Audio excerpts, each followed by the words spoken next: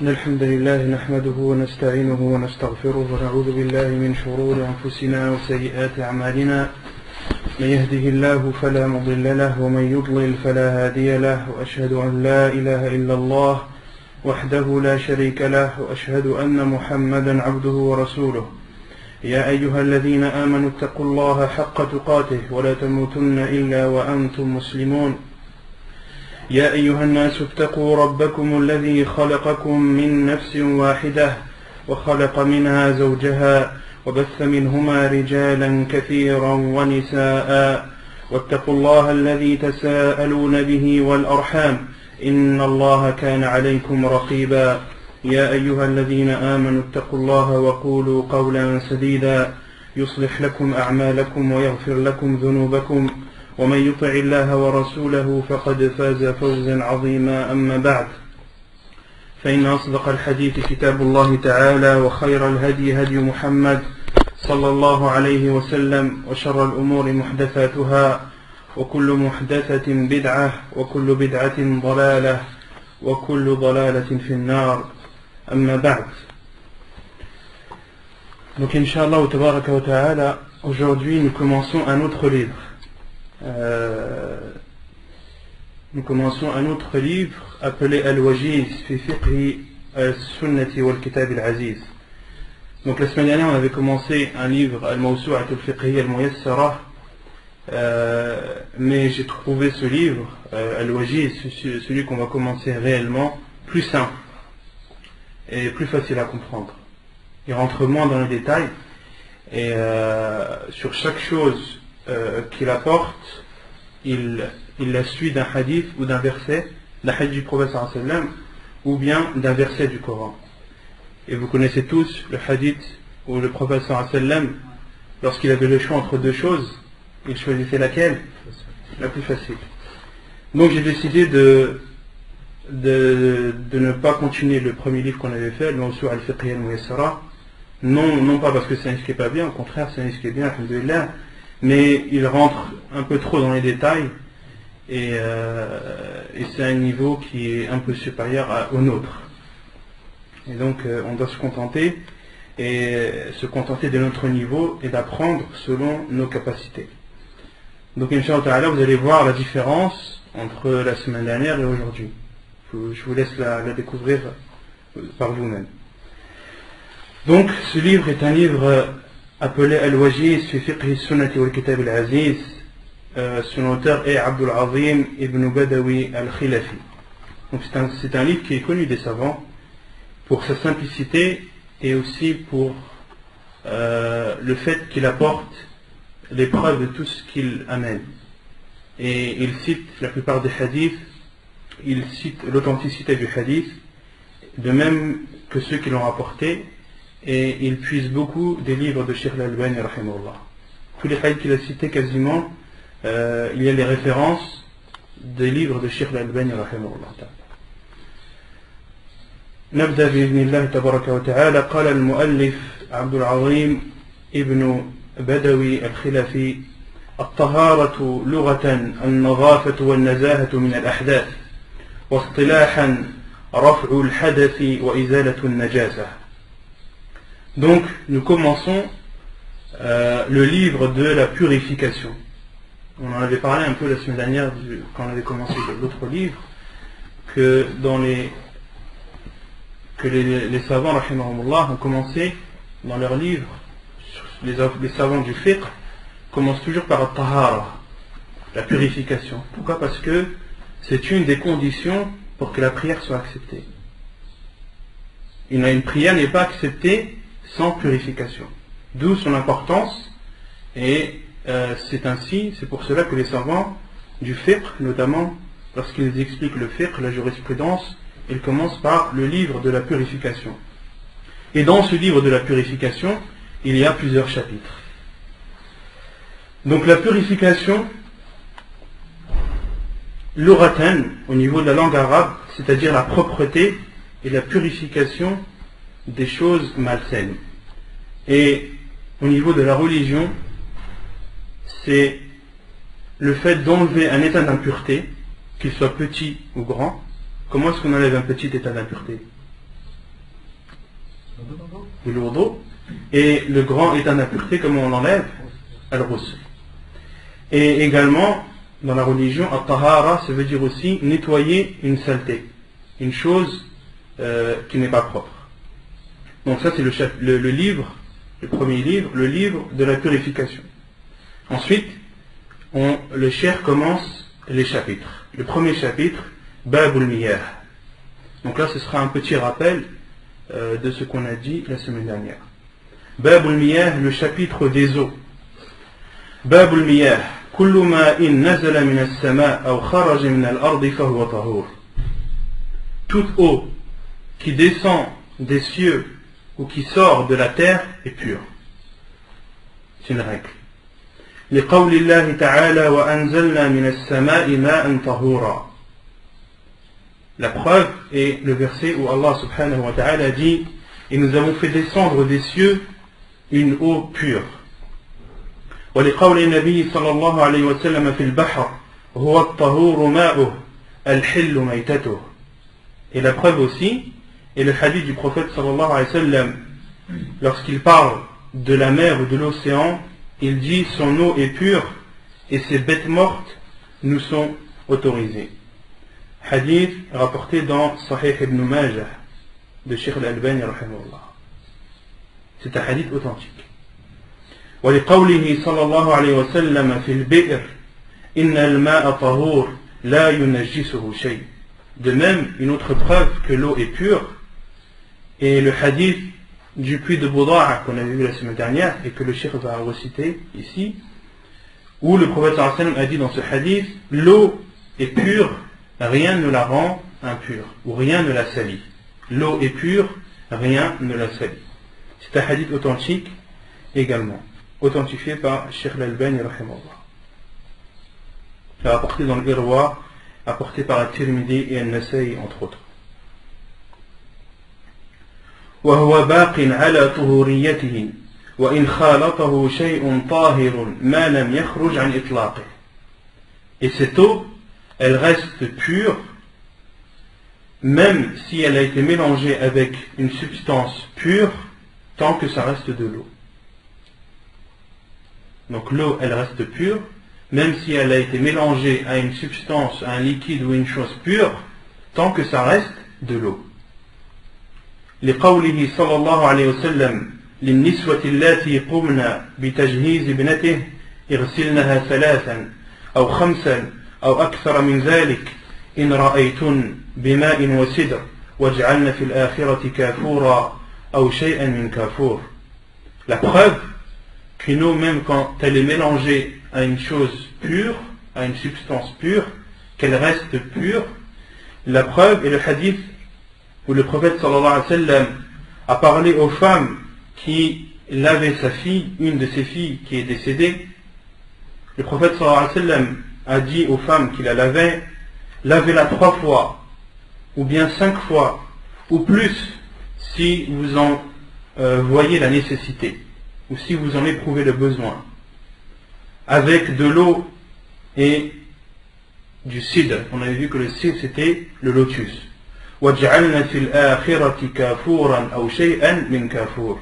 Et dans le dernier lavage, mélangez l'eau à du kafour. On avait vu que c'était un mélange de parfums, et en français je crois que ça s'appelle le camphor. Le camphor c'est connu pour le camphre, non, le camphre, le camphre connu en français. Et donc on déduit de ce hadith que le prophète sallallahu alayhi wa sallam a ordonné à ses femmes de mélanger l'eau à du camphre et à des feuilles de lotus, autrement dit des choses pures. Et le fait de mélanger l'eau avec une chose pure la rend pure. Quelle est la preuve qu'elle est pure? Parce que les femmes qui ont lavé la fille du prophète alayhi salatu wassalam ont utilisé cette eau pour laver sa fille, donc cette eau est bien pure. Non. Même si la couleur a changé. Même si la couleur a changé. Même si la couleur a changé, même si l'odeur a changé, même si le goût change, tant que ça reste de l'eau. Tant que ça reste de l'eau. ولا يحكم بنجاسة الماء وإن وقعت فيه نجاسة إلا إذا تغير بها. Et on ne juge une eau on juge qu'elle est impure uniquement lorsqu'elle a été introduite par une chose impure et que cette eau a été modifiée. Modifiée, c'est-à-dire que sa couleur a été modifiée, ou bien son goût a été modifié, ou bien son odeur. Si l'eau est modifiée par une chose impure, si son odeur est modifiée par une chose impure, si son goût est modifié par une chose impure, ou si sa couleur est modifiée par une chose impure, cette eau devient automatiquement impure. Et on avait cité la semaine dernière qu'il y avait l'unanimité des savants sur cela. Les savants sont unanimes sur le fait que l'eau, lorsqu'elle est modifiée par une chose impure, elle devient impure. Les hadiths Abi Sa'id قال قيل يا رسول الله أنا أتوضأ من بئر بضاعة وهي بئر يلقى فيها الحيض ولحوم الكلاب والنتن فقال عليه الصلاة والسلام الماء طهور لا ينجسه شيء. Et la preuve est le hadith d'Abi Sa'id al-Khudri radiyallahu anhu qui dit, il a été dit au prophète sallallahu alayhi wa sallam, pouvons-nous faire nos ablutions en utilisant l'eau du puits de Buda'a? C'était un puits dans lequel étaient jetées des serviettes que les femmes utilisent pour nettoyer le sang des menstrues, de même qu'étaient jetés des cadavres de chiens et autres impuretés. Et le prophète alayhi salatu wassalam a répondu, l'eau est pure, rien ne la salit. Donc il y a plusieurs choses sur ce hadith qu'on avait vu la semaine dernière mais qu'on répète aujourd'hui. La première chose, c'est l'explication que les savants ont donnée sur le fait que ces impuretés soient arrivées dans ce puits de Buda'a. On avait vu que les savants avaient expliqué qu'en aucun cas les compagnons du prophète alayhi sallam ne jetaient ces impuretés dans l'eau, dans ce puits, car ce sont les meilleurs gens de cette communauté et il est impensable et inconcevable qu'ils jettent des impuretés dans un puits que les gens utilisent, dont les gens utilisent son eau. Et les savants ont expliqué que ces impuretés sont arrivées par l'intermédiaire de torrents ou de fortes pluies qui ont amené toutes ces impuretés dans ce puits, qui ont atterri dans ce puits, qui ont fini leur route ou leur chemin dans ce puits. Et en aucun cas, ce sont les compagnons du prophète alayhi sallam qui y jetaient ces saletés. Et on pouvait comprendre de cela lorsque Abu Sa'id al-Khudri radiyallahu anhu dit c'était un puits dans lequel était jeté. Dans lequel était jeté ne voulait pas dire par là que les gens le jetaient directement. Il voulait dire par là dans lequel finissaient leur chemin ces impuretés. Donc première chose à éclaircir. Et la deuxième, le prophète sallallahu alayhi wa sallam dans ce hadith a dit l'eau est pure, rien ne la salit. C'est-à-dire l'eau, on avait vu la semaine dernière que Bi'r Buda'a était un puits d'une grande contenance. Il contenait beaucoup d'eau. Et malgré ces impuretés qui étaient dedans, elle n'avait aucune influence sur cette eau, car elle était en grande quantité. Ni sa couleur n'a changé, ni son odeur, et ni son goût. Les savants ont déduit donc qu'une eau, lorsqu'elle est en grande quantité, et que des impuretés y sont contenues, mais que cette eau ne change pas, l'eau reste pure. La preuve, le prophète a répondu aux compagnons que cette eau est pure, et leur a autorisé de faire les ablutions avec.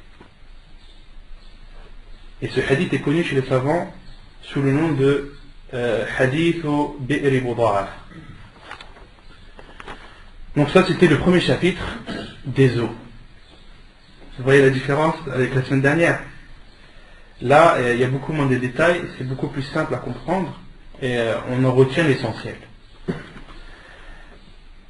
الباب الثاني باب النجاسات.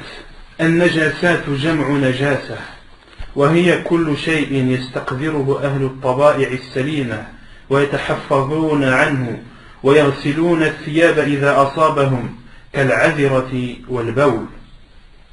Donc le deuxième chapitre est le chapitre des impuretés. Donc nous sommes dans le livre de la purification, dans le deuxième chapitre qui est le chapitre des impuretés. Et le cheikh donne l'explication ou la définition de l'impureté. Les impuretés, ce sont toutes choses que répugnent les gens de bonne nature. Toutes choses que les gens répugnent et dont les gens se protègent. Et également toutes choses qu'ils lavent lorsqu'elle atteint leurs vêtements, comme les excréments et l'urine. والأصل في الأشياء الإباحة والطهارة فمن زعم نجاسة عين ما فعليه بالدليل فإن نهض به فذلك وإن عجز عنه أو جاء بما لا تقوم به الحجة فالواجب علينا الوقوف على ما يقتضيه الأصل والبراءة لأن الحكم بالنجاسة حكم تكليفي تعم به البلوى فلا يحل إلا بعد قيام الحجة. Et la base dans toute chose est l'autorisation et la pureté. Ça c'est une règle que l'on doit bien comprendre et bien saisir. La base dans toute chose est l'autorisation. Mais les savants ont expliqué en disant toute chose autre que adoration. Toute chose autre qu'adoration, la base est l'autorisation. Et concernant les adorations, la base c'est que toute adoration est interdite jusqu'à la preuve du contraire. On n'a pas le droit de faire une adoration quelconque sans que l'on ait un dalil, sans qu'on ait une preuve, soit dans le Coran, soit dans la Sunna, ou soit dans les actes de nos pieux prédécesseurs. Une personne qui considère par exemple, ou qui prie par exemple après chaque prière 10 rak'at, et qui donc considère cela comme une adoration, qu'est-ce qu'on lui dit? On lui dit tu n'as pas le droit. Car la base dans toute adoration est l'abstention. Et l'abstention, jusqu'à la preuve du contraire, jusqu'à ce que tu aies la preuve que cet acte-là fait bien partie de l'islam et est bien une adoration légiférée. D'accord. Donc ça c'est concernant les adorations. Concernant autre que les adorations, toute chose est autorisée jusqu'à la preuve du contraire. Par exemple, une personne qui ne sait pas que l'alcool est autorisé, que l'alcool à fond est interdit. Deux personnes qui font un dialogue, qui font un débat sur l'alcool, est-il interdit ou non? Mais aucun d'eux n'a la preuve, n'a jamais entendu que l'islam interdisait l'alcool. L'un dit que c'est autorisé, l'autre dit que c'est interdit. Lequel des deux a raison? Dans ce contexte-là, dans le contexte qu'aucun d'eux ne sait.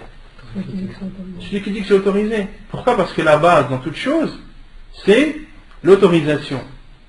Mais dès que la preuve lui parvient, dès qu'il sait que Allah subhanahu wa ta'ala a interdit la consommation de l'alcool et que le prophète sallallahu alayhi wa sallam a maudit celui qui le buvait, etc., et les 10 que le prophète sallallahu alayhi wa sallam a cités dans la sunna, il devient obligatoire à celui qui pensait que c'était autorisé de considérer comme interdit. Mais dans ce débat bien précis où ces deux personnes, aucune d'entre elles n'avait la preuve, on dit lequel avait raison? Celui qui a dit que c'est autorisé. Pourquoi? Parce qu'il est resté dans la base que toute chose est autorisée. Et cet exemple était cité par le Cheikh Ibn Uthaymin rahimahullah. Et de même, toute chose est pure jusqu'à la preuve du contraire. Toute chose est pure jusqu'à la preuve du contraire. D'accord? Donc, personne n'a le droit de dire que telle ou telle chose est impure sans en avoir la preuve. D'accord? Autrement dit, si l'un d'entre nous a un doute sur une chose, il n'a jamais entendu, une chose par exemple qui est tombée sur ses vêtements, il ne sait pas si cette chose est pure ou impure. La base, c'est la pureté. Tant que tu n'as pas la preuve que cette chose est impure, tu considères qu'elle est pure. Tu restes dans la base qui est que toute chose est pure. Donc c'est ce que le cheikh a dit, et celui qui considère une chose comme sale doit ramener la preuve. S'il la ramène, alhamdulillah, tant mieux, Et s'il ne peut pas, ou s'il ramène une preuve qui est confuse et qui n'est pas claire, nous devons retourner à la base qui est la pureté. Car de rendre une chose impure, c'est un jugement que tu imposes et que tout le monde doit subir. Quand tu considères une chose impure, c'est comme si tu obligeais tout le monde de s'en abstenir. Et ça, ce n'est pas quelque chose de simple. On n'interdit pas une chose à l'ensemble de la communauté comme ça, par coup de tête, non. Il faut une preuve claire et surtout une preuve authentique. ومما قام الدليل على نجاسته. Donc là, le cheikh a instauré la règle et ensuite, il veut citer les choses qui sont impures. Les choses, bien sûr, dont le Coran et la Sunna du prophète alayhi sallam nous attestent qu'elles sont impures. La première chose, la première impureté est l'urine de l'être humain, de même que ses excréments. ومما قام الدليل على نجاسته بول الآدم وغائطه. أما الغائط فلحديث أبي هريرة رضي الله تعالى عنه أن رسول الله صلى الله عليه وسلم قال: إذا وطئ أحدكم بنعله الأذى فإن التراب له طهور. الحديث في صحيح أبي داود. La preuve que l'excrément est une impureté est le hadith de Abu Hurayra radiyallahu anhu, qui dit que le prophète sallallahu alayhi wa sallam a dit: lorsque l'un d'entre vous marche avec ses sandales sur de l'excrément, la poussière ou le sable qu'il touchera après sera sa purification. فَإِنَّ التُّرَابَ لَهُ طَهُورٌ. La terre et sa purification. Lorsque l'un d'entre vous piétine ou marche sur un excrément, la terre est sa purification. C'est-à-dire qu'il suffit d'essuyer cette chose à même le sol. At-turab, à même le sol, at-turab, c'est-à-dire là où il y a du sable ou de la poussière.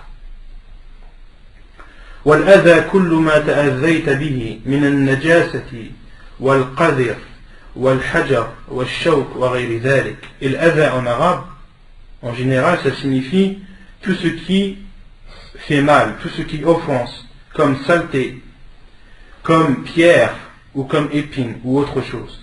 وَالْمُرَادُ بِهِ فِي الْحَدِيثِ النَّجَاسَ كَمَا هُوَ واضح.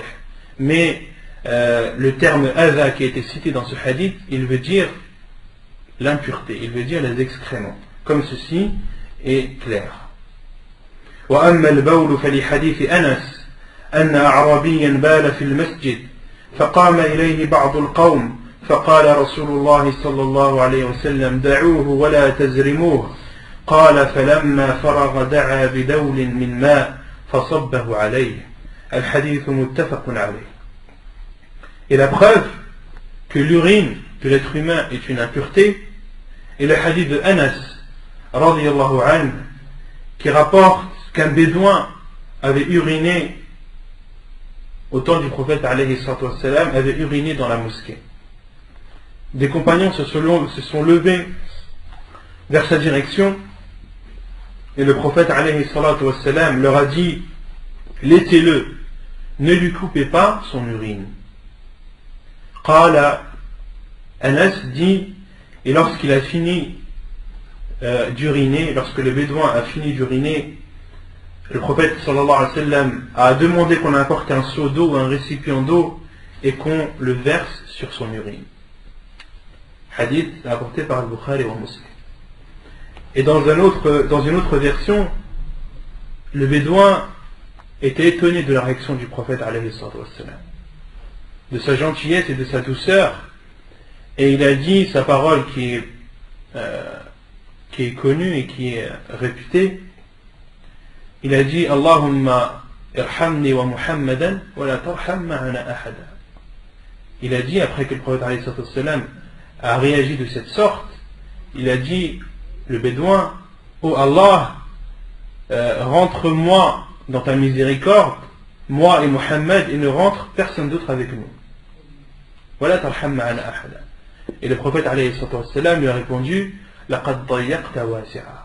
Le prophète alayhi sallam lui a dit tu as rétréci une chose immense qui est la miséricorde d'Allah subhanahu wa ta'ala. La miséricorde d'Allah subhanahu wa ta'ala est immense. Allah subhanahu wa ta'ala dit dans le Coran wa rahmati wasi'at kulla shay. Et ma miséricorde est plus vaste que toute chose. Et lorsque ce bédouin a dit cette parole, oh Allah, rentre-moi dans ta miséricorde, moi et Muhammad et ne rend personne à part nous, le prophète a dit tu as rétréci une chose qui est immense. Et ce hadith est clair dans la preuve que l'urine de l'être humain est une impureté. Pourquoi? Car le prophète a ordonné qu'on apporte un seau d'eau et qu'on asperge l'urine de cette eau pour purifier cet endroit. Le hadith est rapporté par Al-Bukhari et Muslim. ومما قام الدليل على نجاسته أيضا المذي والودي. أما المذي فهو ماء أبيض رقيق لزج يخرج عند شهوة لا بشهوة ولا دفق ولا يعقبه فطور وربما لا يحس بخروجه ويكون ذلك للرجل والمرأة. Donc parmi les choses impures également, il y a ce qui est appelé al-madhi et al-wadi. Quant à al-madhi, c'est une eau blanche, légère, gluante, qui sort durant la sensation de plaisir. Cette eau ne sort pas avec force et ne sort pas avec une sensation de plaisir. Et une personne, cette eau peut sortir de la personne sans qu'il ne se rende compte. Et ceci est valable pour l'homme comme pour la femme. Donc ceci est appelé al-madhi. Et c'est une impureté. وهو نجس ولهذا أمر النبي صلى الله عليه وسلم بغسل الذكر منه. Et c'est pour cela que le prophète alayhi salatu wassalam a ordonné qu'on lave le sexe de ce madhi, de cette eau.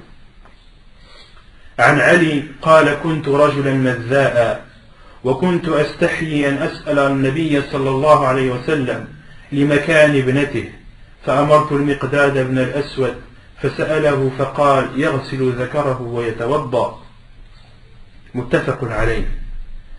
Et la preuve que al-madhi est une impureté est le hadith de Ali radiyallahu anhu qui dit j'étais un homme kuntu rajul madha'a, j'étais un homme qui sécrétait beaucoup de madhi. J'étais un homme dont le madhi sortait beaucoup. Et j'avais honte de demander au prophète sallallahu alayhi wa sallam par rapport à sa place vis-à-vis de moi. Ali radiallahu anhu était marié avec qui?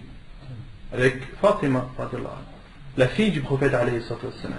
Et Ali radiallahu anhu, étant donné que cette eau elle sort lorsque la personne éprouve du plaisir, il avait honte de demander au prophète sallallahu alayhi wa sallam une telle question.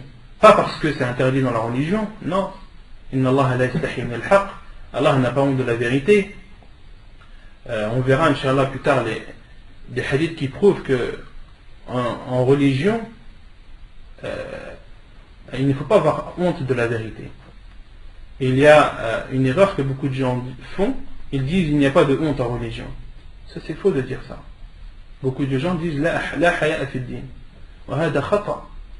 Bal al-haya, comme on a vu dans les cours sur Sharh Hadith Jibril, al-haya min al-iman.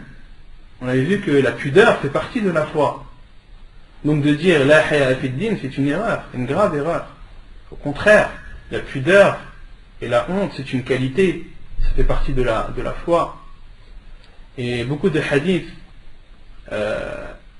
stipulent qu'Allah subhanahu wa ta'ala aime ceux qui sont pudiques. Donc, Ali radiallahu anhu il avait honte de demander au prophète alayhi salam cette question, non pas parce que c'est une honte dans la religion, ou que la honte dans la religion est répugnante, non, mais car le prophète alayhi salam était le père de sa fille. فأمرت المقداد بن الأسود فسأله. Et il a alors demandé à un autre compagnon, Al-Miqdad ibn al-Aswad, radiyallahu anhu, qui a demandé au prophète sallallahu alayhi wa sallam et qui lui a posé la question sur un homme qui a sécrété du mazi. Le prophète sallallahu alayhi wa sallam lui a répondu qu'il lave son sexe et qu'il fasse ses ablutions. Qu'il lave son sexe et qu'il fasse ses ablutions. Et dans une autre version, le prophète sallallahu alayhi wa sallam a dit qu'il lave son sexe et ses testicules, et ses deux testicules. Dans un hadith authentique également, le prophète sallallahu alayhi wa sallam a dit de laver le sexe et les testicules.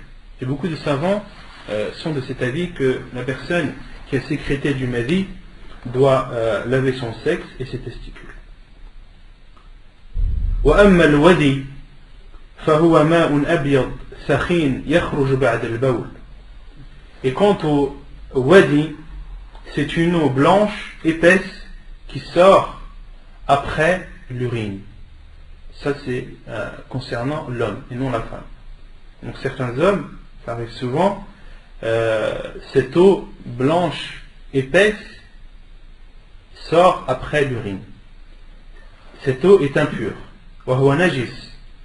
عن ابن عباس قال المني والودي والمذي أما المني فهو الذي منه الغسل وأما الودي والمذي فقال اغسل ذكرك أو مذاكيرك وتوضأ وضوءك للصلاة.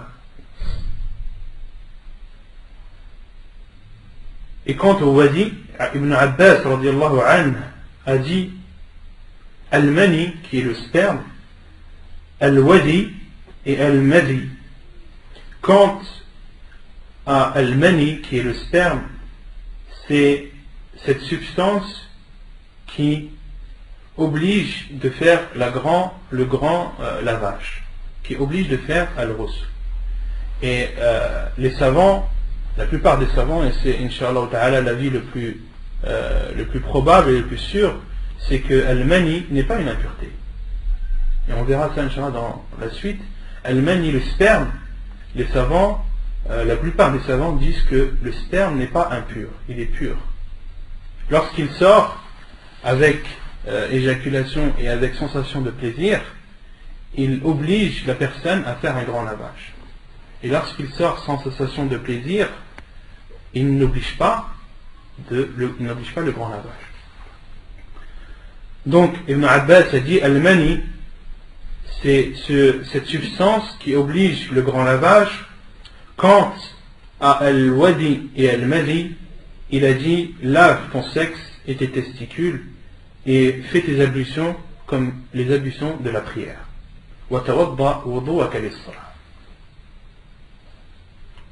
C'est bon? Vous avez saisi? Alors retenez bien tout ça parce qu'il y en a plein, je vois, ils n'écrivent pas. Et dans le fiqh, vous savez très bien que les cours en français déjà sont rares, et les cours de fiqh encore moins. Donc c'est une occasion qu'il ne faut pas rater. Et une chose que vous apprenez aujourd'hui, vous allez la retenir, mais dans une semaine ou deux, dans un mois ou deux, qui vous dit que ces choses ne vont pas sortir de votre esprit et les oublier. C'est pour ça que le savant conseillait d'enregistrer la science par l'écriture. D'enregistrer la science par l'écriture.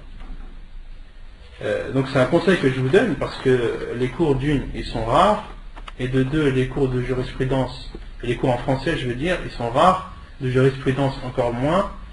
Et donc le mieux pour vous, c'est d'avoir une feuille, un stylo, d'avoir un cahier, plus qu'une feuille, elle est amenée à la perdition, un cahier que vous utilisez, où vous écrivez vos notes, ou bien ceux qui enregistrent peuvent écouter le cours, l'enregistrer et ensuite chez eux réécrire tranquillement.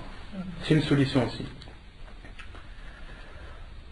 ومما قام الدليل على نجاسته أيضا روث ما لا يؤكل لحمه Et parmi les impuretés également, les excréments des animaux dont la consommation est interdite. Les excréments des animaux dont la consommation nous est interdite. عن عبد الله قال أراد النبي صلى الله عليه وسلم أن يتبرز أي أن يقضي حاجته فقال ائتني بثلاثة أحجار فوجدت له حجرين وروثة حمار فأمسك الحجرين وطرح الروثة وقال هي رجس. الحديث في صحيح ابن ماجه وهو صحيح. Donc la preuve que l'excrément des animaux qui nous sont interdits à la consommation est le hadith d'Abdullah qui dit le prophète sallallahu alayhi wa sallam voulait faire ses besoins et il m'a dit apporte-moi 3 pierres. 3 pierres pour faire al-istijmar.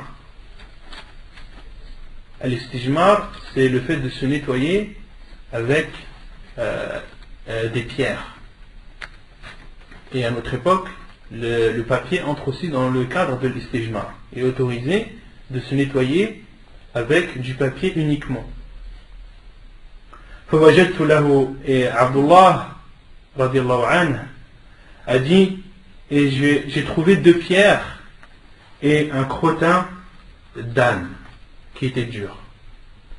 Et le prophète sallallahu alayhi wa sallam a pris les 2 pierres et a jeté ce crottin.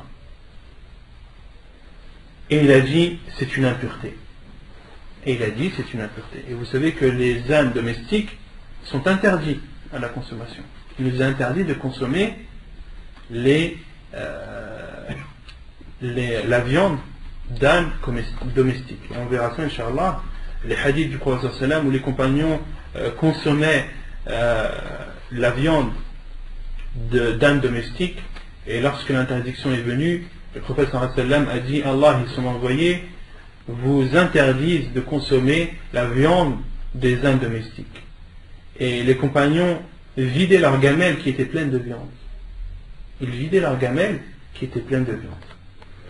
Et on comprend de la parole du cheikh que l'excrément des animaux qui nous sont autorisés à la consommation sont purs.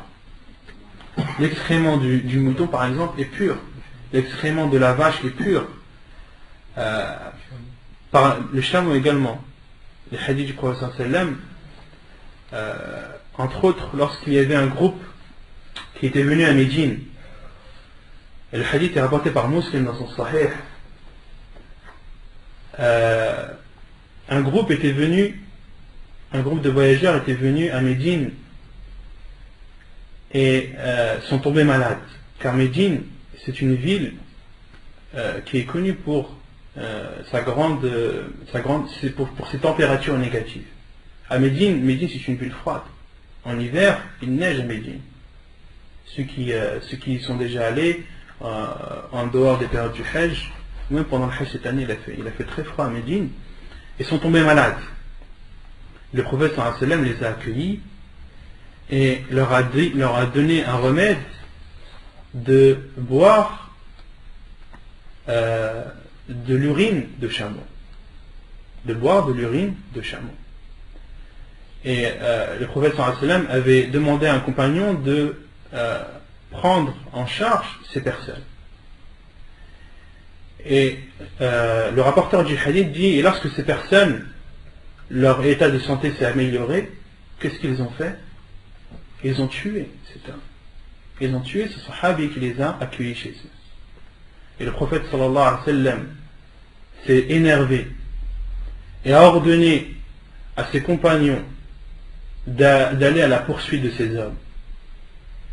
Et ensuite le prophète sallallahu alayhi wa sallam a ordonné qu'on leur coupe les mains, qu'on leur coupe les pieds, qu'on leur crève les yeux et qu'on les laisse dans le désert.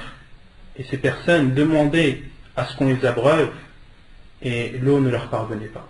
Et ils sont morts ainsi. Et les savants ont utilisé ce hadith notamment lorsque le prophète sallallahu alayhi wa sallam leur a conseillé de consommer ou de mélanger l'urine avec de l'eau ou du lait. Je ne me rappelle plus exactement dans le hadith ce qui était stipulé, est-ce que c'était de l'eau ou du lait. Le prophète sallallahu alayhi wa sallam leur avait conseillé de mélanger l'urine de chameau. Donc l'urine de chameau est pure, car une chose impure, on n'a pas le droit de la consommer. D'accord. Et ceci est connu en Arabie. Lorsqu'on était parti à Médine, entre autres, on avait fait une jalsa avec le Cheikh Mohammed ibn Hadi al-Madkhali, qui est un des mashaykh de Médine, et on lui avait posé la question sur l'urine de chameau, et il avait cité qu'il connaissait une personne qui était diabétique et qui mélangeait de l'urine de chameau. D'après ce que le Cheikh nous avait cité, c'est que l'urine de chameau a une odeur très forte. Il est difficile de la boire comme ça à sec. On est obligé de la mélanger avec quelque chose, de la casser avec une autre boisson. Et que cet homme consommait le matin, le midi, le soir, mélangé avec du thé. Et alhamdulillah, Allah lui a accordé la guérison. Et il y avait dans l'assise des frères des États-Unis, et un des frères avait dit que maintenant dans certains médicaments, lorsqu'on regardait la contenance, on voyait qu'il y a de l'urine de chameau dans la substance de certains médicaments. Donc c'était une parenthèse. ومما قام الدليل على نجاسته أيضا دم الحيض عن أسماء بنت أبي بكر قالت جاءت امرأة إلى النبي صلى الله عليه وسلم فقالت إحداهن يصيب ثوبها من دم الحيض كيف تصنع فقال تحته ثم تقرصه بالماء ثم تنضحه ثم تصلي فيه. الحديث متفق عليه. Donc parmi les impuretés également, il y a le sang des menstrues. La preuve est le hadith de Asma bint Abi Bakr, la fille d'Abu Bakr radiallahu anhu, qui a dit, une femme est venue vers le prophète sallallahu alayhi wa sallam et lui a dit, si l'une d'entre nous a un vêtement qui est taché du sang de menstrue, que doit-elle faire?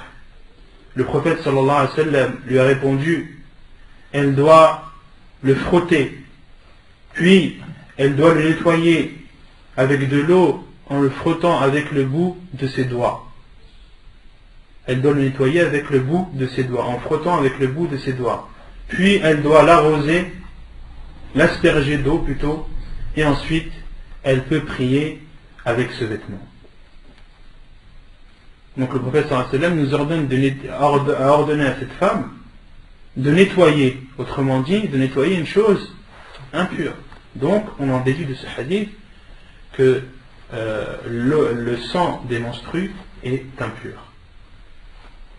ومما قام الدليل على نجاسته أيضا لعاب الكلاب.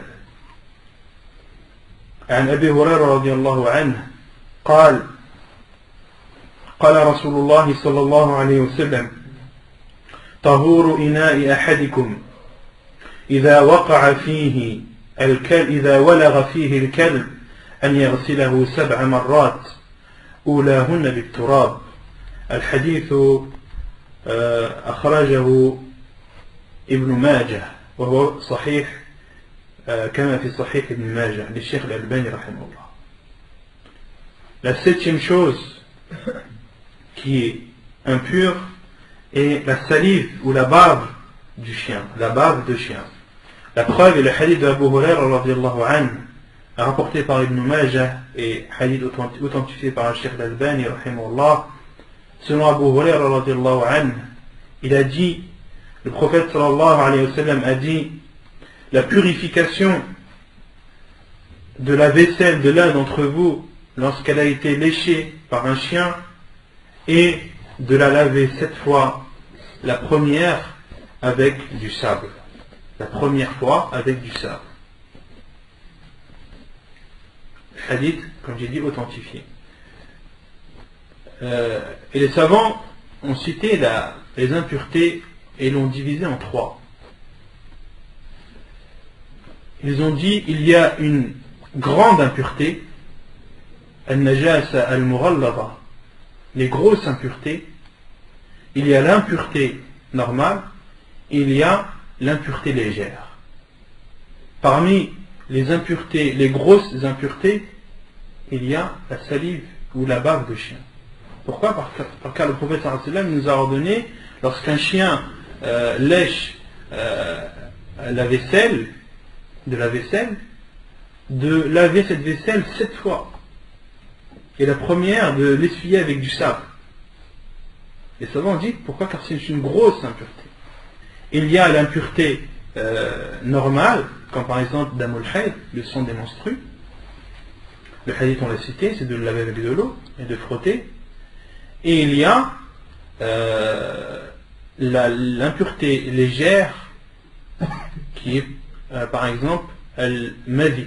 On verra dans la suite du livre que al-madi est une impureté légère. Pourquoi? Car le prophète sallallahu alayhi wa sallam, pour purifier un vêtement du madi ou du wadi, il suffit uniquement d'asperger le vêtement d'eau et de voir que al-madi a bien été atteint par l'eau, sans frotter.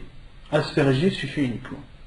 Donc parmi les savants qui ont séparé ou qui ont fait cette division, Cheikh Ibn al-Uthaymin dit al-najasa est de 3 sortes: la grosse, la normale, la grosse impureté, l'impureté normale et l'impureté légère. ومما قام الدليل على نجاسته أيضا الميتة وهي ما مات حتف أنفه من غير ذكاة شرعية. La 8e chose, donc pour récapituler, donc là on en est à la 8e chose impure, qui est la bête morte.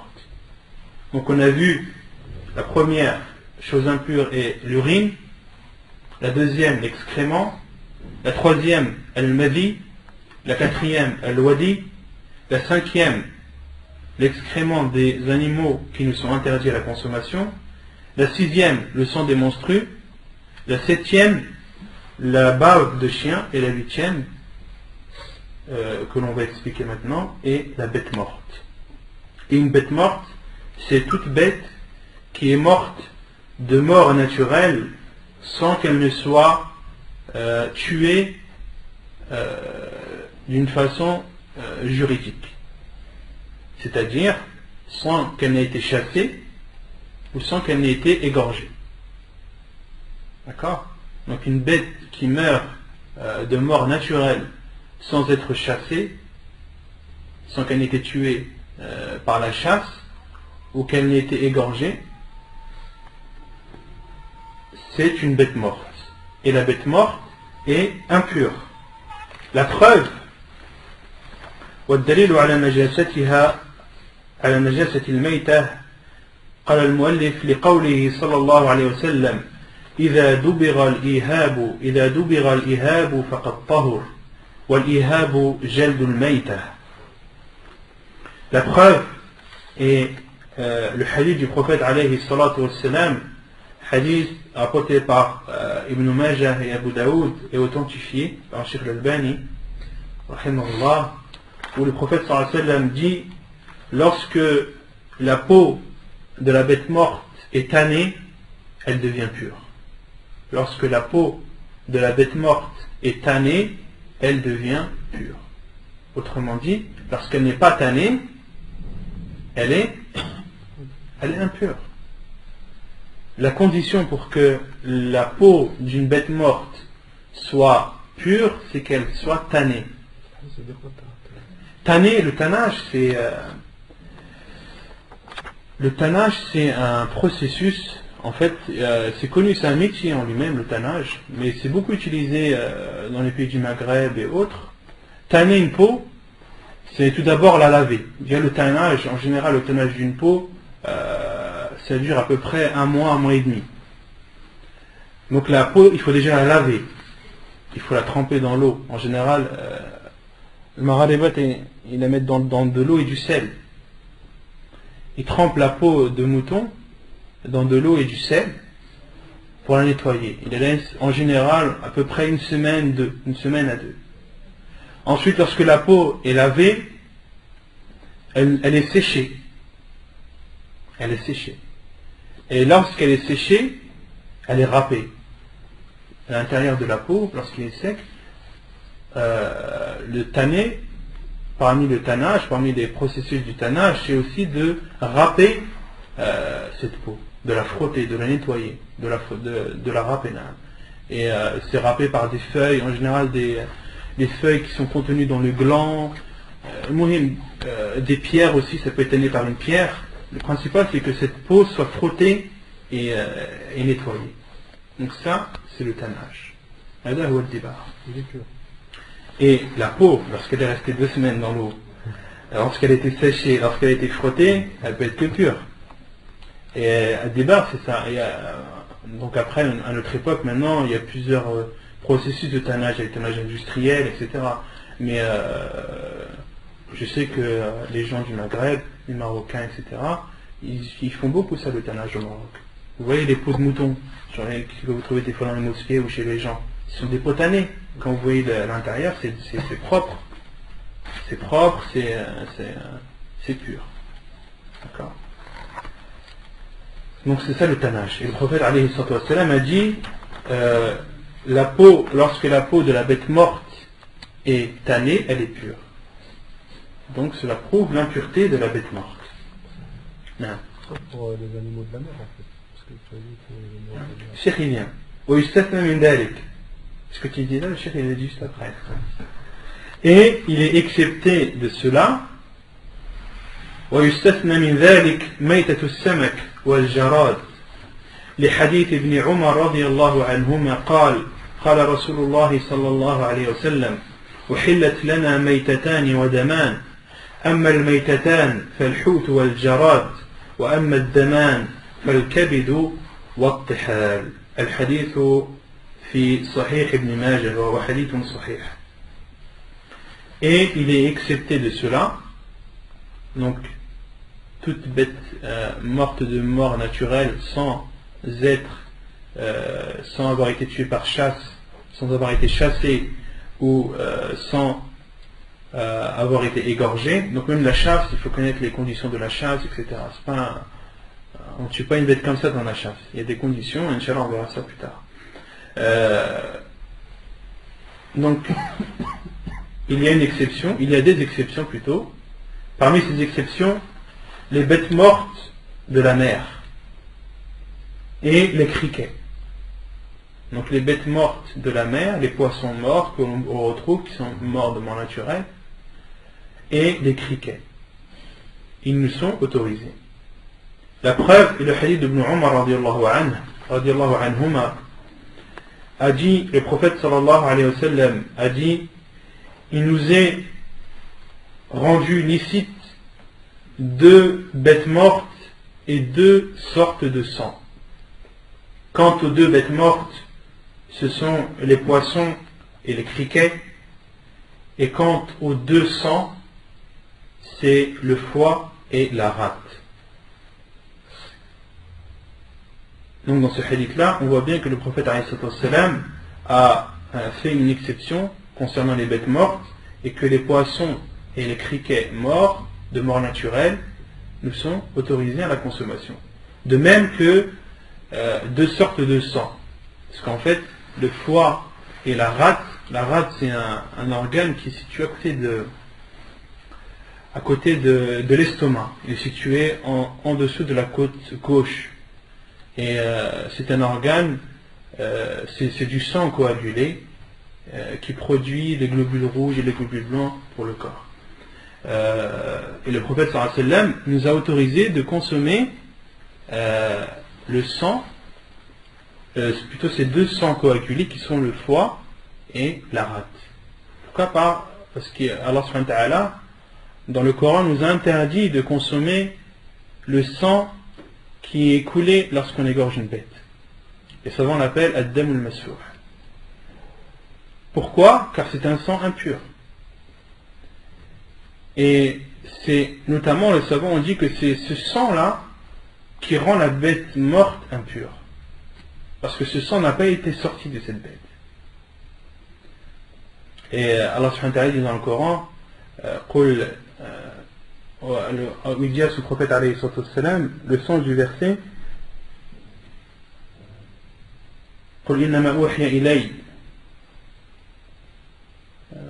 j'ai oublié le verset, subhanallah. Le sens du verset est dit, il ne m'a été révélé de choses qui vous ont été interdites à la consommation, sauf que uniquement la bête morte et ad-dam al-masfouh, et le sang qui sort de la bête qu'on égorge. Et les savants ont dit que le sang qui reste à l'intérieur du corps, cela n'est pas impur.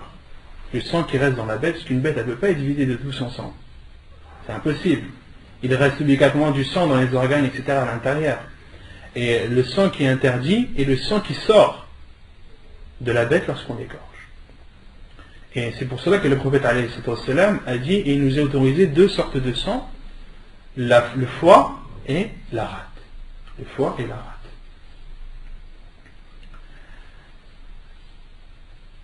ويستثنى من ذلك أيضا ميتة ما لا دم له سائل كالذباب والنمل والنحل ونحو ذلك.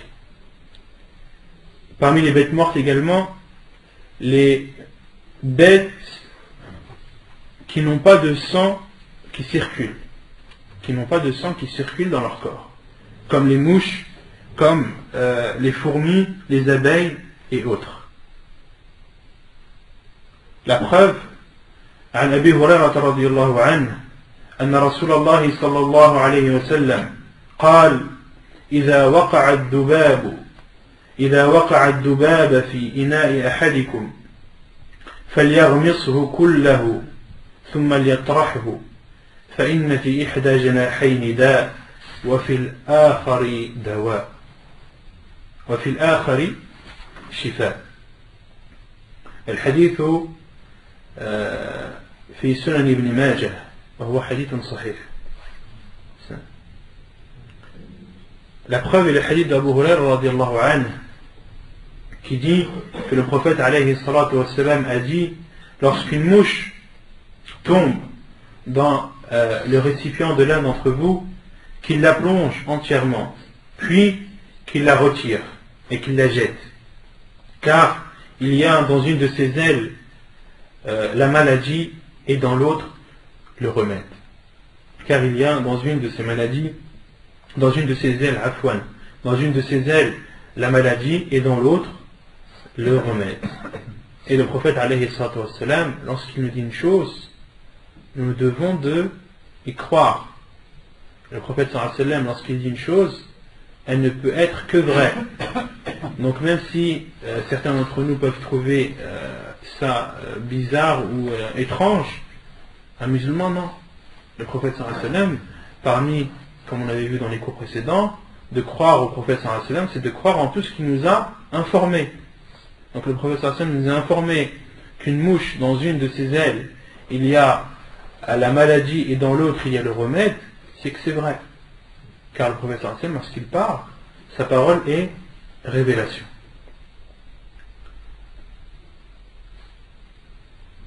ويستثنى من ذلك عظم الميتة وقرنها وظفرها وشعرها وريشها كل ذلك طاهر وقوفا على الأصل وهو الطهارة. De même que les os des bêtes mortes, leurs cornes, leurs griffes, leurs poils, leurs plumes, tout ceci est pur. Et c'est pur pourquoi? En restant, on avait dit quoi la règle? En retournant à la règle qui est que toute chose est pure jusqu'à la preuve du contraire. Et également, le cheikh a cité une preuve rapportée par Al-Bukhari qui dit ولما رواه البخاري تعليقا قال الزهري في عظام الموتى نحو الفيل وغيره أدركت ناسا من سلف العلماء يتمشطون بها ويدهنون فيها أي كانوا يجعلون عظم الفيل إناء لا يرون به بأسا وقال حماد لا بأس بريش الميتة. Parmi les preuves également de la pureté des os, des cornes, des griffes, des poils et des plumes des bêtes mortes, et ce qui a été rapporté dans le Bukhari ta'liqan, Al-Zuhri a dit concernant les os des bêtes mortes comme l'éléphant par exemple et autres, j'ai rencontré des gens parmi les salafs, parmi les savants des salafs qui se peignaient avec, qui utilisaient les os d'éléphant comme des peignes. Et également ils utilisaient ces os comme des récipients où ils mettaient de l'huile qu'ils mettaient sur leur corps, de l'huile parfumée ou sur leur chevelure. La yarawna bihi ba'sa, et ils ne voyaient en cela aucun mal. Il a aussi cité وقال حماد, la parole de Hammad, لا بأس بريش الميتة, il n'y a aucun mal dans les plumes des bêtes mortes. Il n'y a aucun mal d'utiliser les plumes des bêtes mortes pour décoration ou autre chose. C'est bon, vous avez saisi? Des choses impures. قال المؤلف كيفية تطهير النجاسة. اعلم أن الشارع الذي عرفنا كون هذه العين نجسة أو متنجسة عرفنا أيضا كيفية تطهيرها. Donc ici le cheikh va expliquer les différentes façons de nettoyer l'impureté. Donc on a vu ce que sont les impuretés, on a cité les preuves, et maintenant on va voir comment nettoyer ces impuretés. Sache, le cheikh dit, sache que le législateur, qui est le législateur? Allah subhanahu wa ta'ala, qui nous a montré et qui nous a expliqué que telle ou telle chose est impure, il nous a également expliqué et montré comment les purifier. والواجب علينا اتباع قوله وامتثال أمره فما ورد فيه الغسل حتى لا يبقى منه لون ولا ريح ولا طعم كان ذلك هو تطهيره.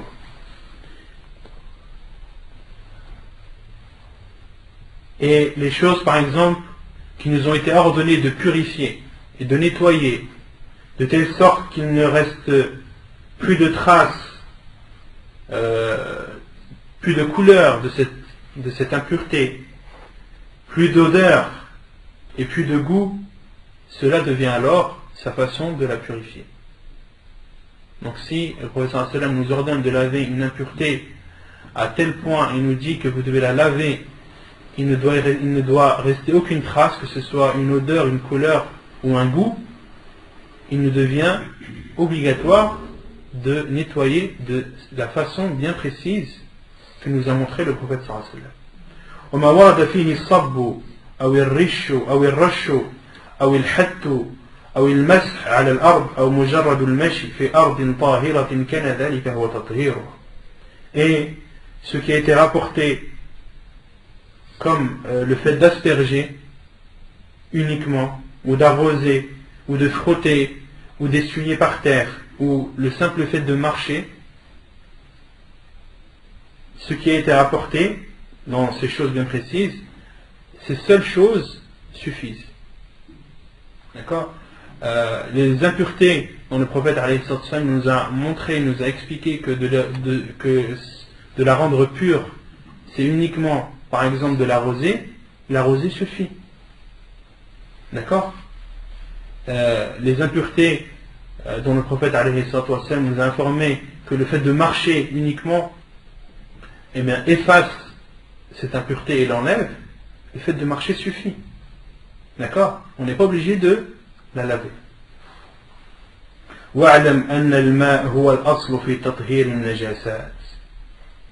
Et sache que l'eau est la base de la purification des impuretés.